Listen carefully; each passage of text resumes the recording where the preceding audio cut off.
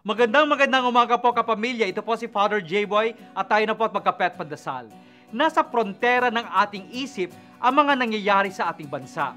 Isa na rito ang inisyatibong ipunin ng 1 milyong tao sa Luneta at sa iba't ibang parte ng Pilipinas upang suplakin ang pag-aabuso sa tinatawag na Priority Development Assistance Fund, PDAF o pork barrel.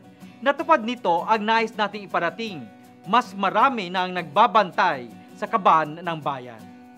Ngunit tapos na ang pagtitipon. Ano pa ba ang pwede nating gawin upang higit na mapunta sa mga nangangailangan ang dapat na pondong inilaan sa kanila?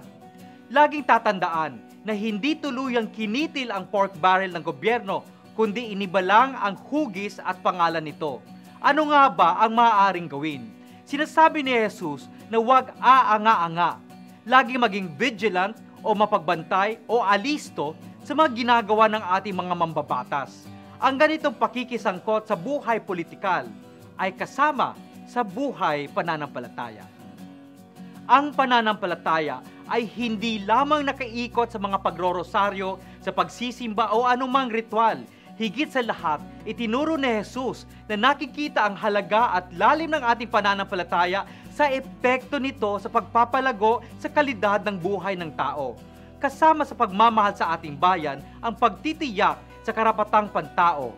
Mga kapamilya, ipagdasal nating mapawi ang kabuktutan sa ating bayan upang matupad ang kaharian ng Diyos dito sa lupa kapara ng sa langit. Magandang umaga po.